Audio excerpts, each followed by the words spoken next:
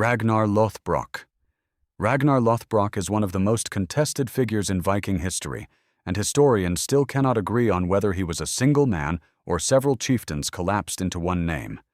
The sagas built him into something enormous.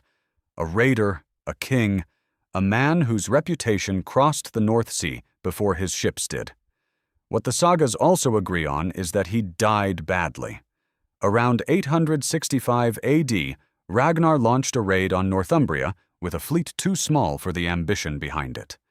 The campaign collapsed. King Aella captured him, and what followed was not a quick execution. Aella had a point to make. He had Ragnar thrown alive into a pit of venomous snakes, a stone chamber with no light and no exit, where death arrived slowly and on no one's schedule but the serpent's. According to the Ragnarsona theater, Ragnar did not break. He cursed Aella by name and told him his sons were coming. Whether those were his actual words or a saga writer's gift to the story, the prophecy held. His sons came, found Aella, and made an example of him that Norse literature never stopped repeating. The man died in a pit. He still got the last word. Ivar the Boneless. Ivar the Boneless led the great heathen army into England, coordinated one of the most devastating Viking campaigns in recorded history, and built a reputation so severe that his name appearing in a chronicle was considered warning enough. What his nickname actually meant remains genuinely unclear. Historians have suggested extreme flexibility, a skeletal condition, or something lost entirely in translation. What is clear is the reach of his power. Irish annals record him as King of Dublin, a ruler who held influence over both Norse settlers and native Irish politics simultaneously, which was not a small thing to manage. He was methodical, patient, and by every account, effective. His death, recorded around 873 AD, offers nothing to match any of that. He died of sudden illness. No battlefield, no ambush, no final campaign cut short at its peak. The sagas, which devoted considerable effort to dramatizing far lesser men, gave Ivar almost nothing. The most feared commander of his generation died in a bed of sickness, and the literature moved on without ceremony. Sigurd Snake in the Eye. Sigurd Snake in the Eye carried one of the stranger names in Viking history, and unlike most saga nicknames, this one had a physical explanation. He was reportedly born with a marking in his eye that resembled the Ouroboros, the ancient symbol of a serpent consuming its own tail. His father was Ragnar Lothbrok, which meant expectation followed him before he ever picked up a weapon. He ruled over Danish territories, consolidated power across parts of Scandinavia, and appeared in enough battles to make his survival statistically unlikely more than once. The sagas treat him as a legitimate power, not a footnote, and the historical record gives him enough presence to confirm he was more than myth. He died in battle, killed in combat during conflicts over Scandinavian territory. The exact engagement depends on which source is consulted, and none of them agree on the specifics with any confidence.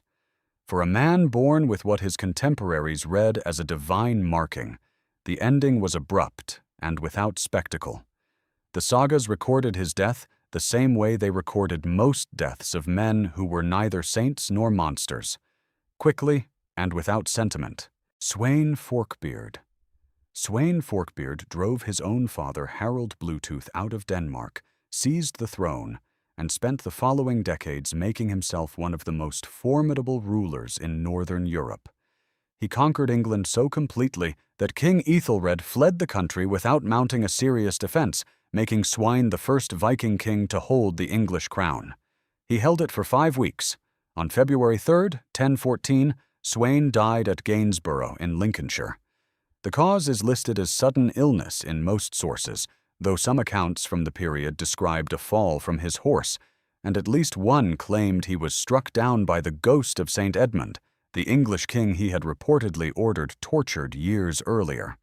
Medieval sources were not always concerned with medical precision. What is certain is the speed of it.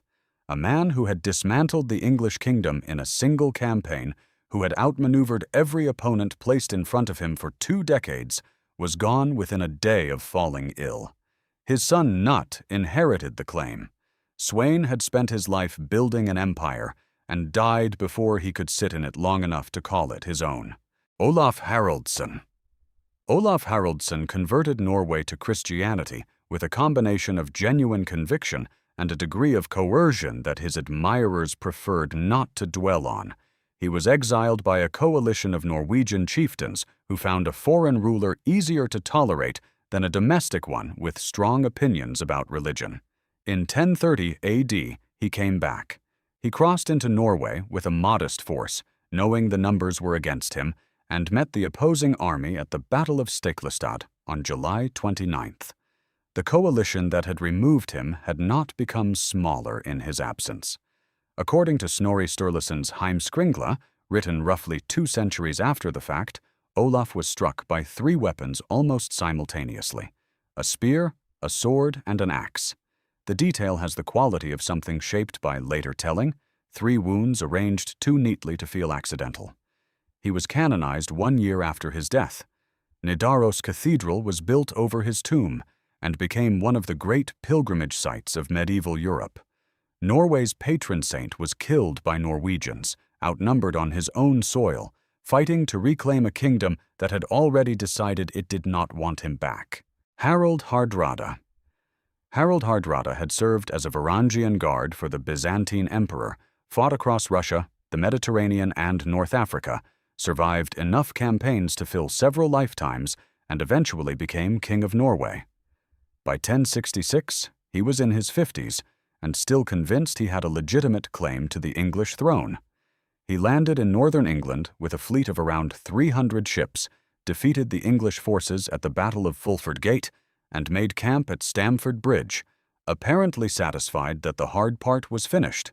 King Harold Godwinson covered roughly 185 miles in 4 days with a full army. When the English forces appeared on September 25, 1066, many of Harold's men were on the wrong side of the river and, according to several accounts, without their armor in the late summer heat. The battle was over quickly by the standards of the era. Harold was killed, an arrow to the throat, the saga's record, though sources vary on the specifics. His 300 ships carried enough survivors home to fill 24.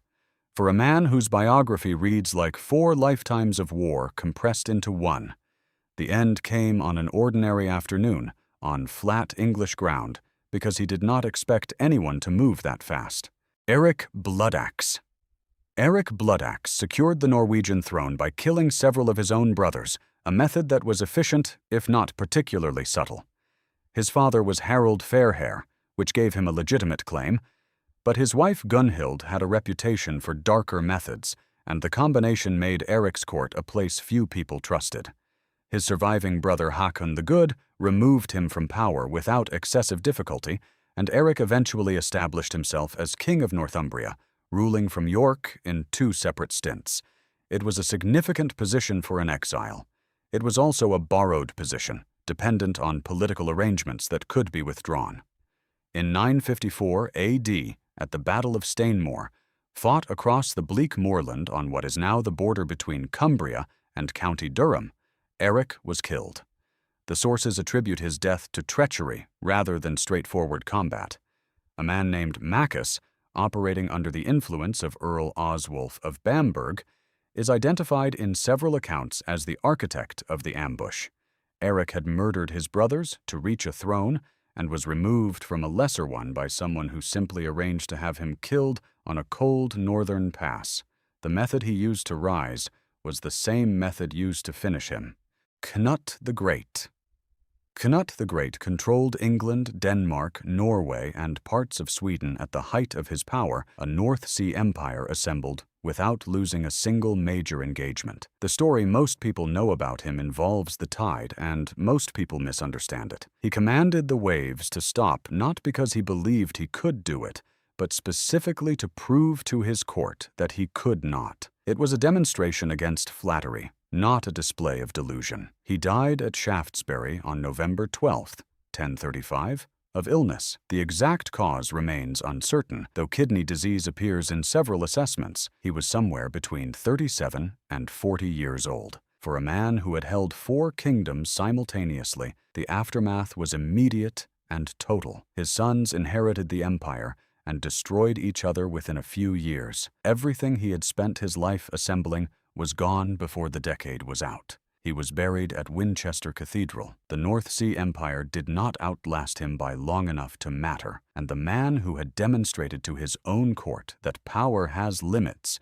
turned out to be correct about that in ways he did not intend.